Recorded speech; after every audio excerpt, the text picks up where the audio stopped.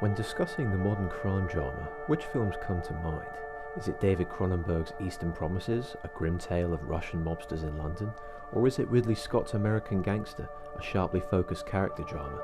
These classics are great in their own ways, but in amongst the genre, you have the British crime films.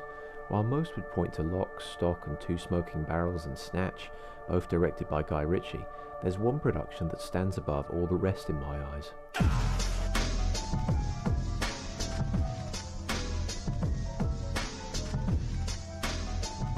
Ill Manors, released in 2012 and directed by Ben Drew, is a powerful, harrowing and authentic window into the darker side of UK society, one that blends thematic resonance with brutally unforgiving events that fracture the characters caught up in them. Taking place in the eastern boroughs of London on the local council estates, it tells several interweaving stories of individuals who try to survive on the streets torn up by the drug trade, prostitution, gang wars and deep underlying corruption. These tales move back and forth through time, pitting various characters against each other before eventually culminating in a climactic finale. The film's characters are all grotty and beaten down, yet there are still glimmers of humanity displayed throughout its 2-hour running time. To watch the film, you need to get one thing straight. Ill Manors is fiercely political. It was made in direct response to the 2011 London riots and the massive levels of inequality that still exist in the UK. Around the same time, then Prime Minister David Cameron coined the phrase "broken Britain" to describe the rotten communities around the country with high crime rates. This was met with an intense backlash, with many arguing that a lack of oversight and support in a community creates a hostile environment where crime grows unavoidably. As the director sings in his self-titled track, "We've had it with you politicians. You bloody rich kids never listen. There's no such thing as broken Britain. We're just bloody broken Britain. What needs fixing is the system. Not shop windows down and bricks. The riots on the television. You can't put a fool in prison." Ben Drew, known as Plan B in the UK music scene, grew up around the Forest Gate area and is very well versed in the crime that infested that area. With Ill Manors, he looks to provide insight, turning his nose up at the elites and the way his local communities have been treated, while sending a message straight to the top. To quote Ben himself, "They act the way they do because of the shit that happened to them that wasn't their fault. It's not your fault if your parents abandon you and put you in a home. It's not your fault, but there comes a time when you have to take responsibility for your actions."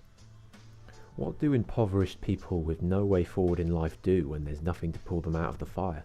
They turn to crime, and what makes Ill Manors such a brilliant film is the way the story is told.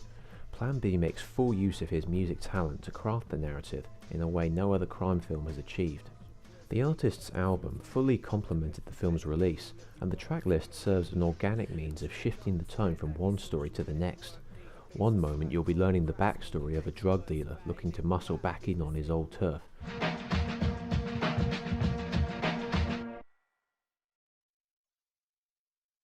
Mr. Drug Dealer, Mr. Drug Dealer, Mr. Drug Dealer,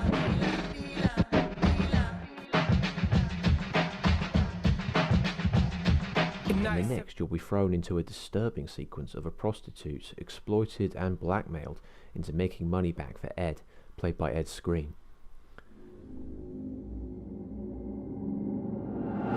She was once a princess, but now she's a mess. A fiend for a fix like the rest. Soliciting sex from pocketless, but she was a sweet thing nevertheless. Back in the day, sexually abused as a child, she was always likely to end up this way. The past lived in the dark parts of her brain, and only heavy went in to take away the pain. So she folded the foil and lit the flame. Inhale, exhale out once again. She's on the game, they all know her face, and I stand to go and rate, just not a name. With only herself to blame, she lives as hell, but there's a million other girls just like Michelle, out in the streets with nothing else to sell to these desperate males other than themselves. The thing is, these events really do happen, out of sight and out of mind, and Ill Manors hammers these awful crimes onto the viewer, which sets the film apart from its contemporaries. These rap songs work so well because they accomplish multiple things at once. They perfectly illustrate the illicit activities on display, lay out the characters' inner motives, and cap it off by grounding the context. The track "Playing with Fire" shows how the young Jake, played by Ryan De La Cruz, joins a gang, only to be peer pressured into nastier activities. He's just a kid, but he feels like the man today. He joined a gang today, been at a house party around the way, doing illegal shit, but he's just a kid. Still he's in luck today, he got a fuck today. Yeah, he bust his very first nut today, and some stupid bitch today's moving quick, so quick. If you wear the wrong shoes you'll slip, better keep up with the tempo with the click, cause they on some sick shit, bruv. Kidnapping wanna be rich kid thugs, and no doubt now Jake's only mission is to better his position in Marcel's gang. It's a competition to the little man with a disposition holier than thou. He was born a Christian, all he worships now is an idealism. Wise men will tell you with age comes wisdom, and you can't be saved by religion unless you have faith, so it makes no difference to the youths that are raised in the system who don't have age on the side, or any positive role models in their lives that provide insight, so they ain't gonna listen. As for Jake, he's already made his decision. Now he's just another poster boy for David Cameron's broken Britain. Shut up, black! Don't be back! Pussy up! Man up, fam!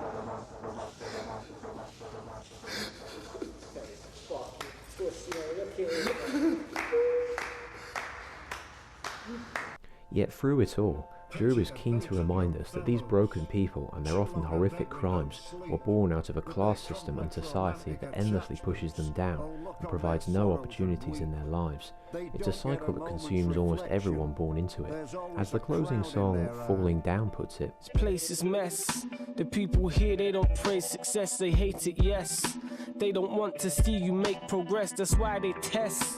Try knock you to the ground, you pick yourself up, that's when they knock you back down. The University of Lifeblood, that's where I got my schooling. I know that they can't knock me down as long as I keep falling.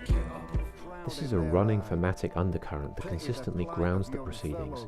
The suffering on display in this film is an unrelenting condemnation of the failings of both UK governance and society.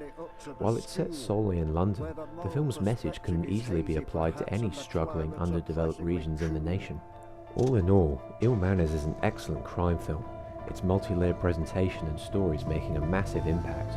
The kind of creativity featured in this film is rarely seen in the genre, its unique rap storytelling only matched by the likes of 8 Mile and Straight Outta Compton.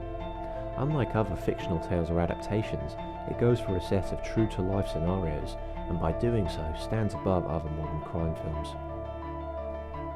Thanks for watching.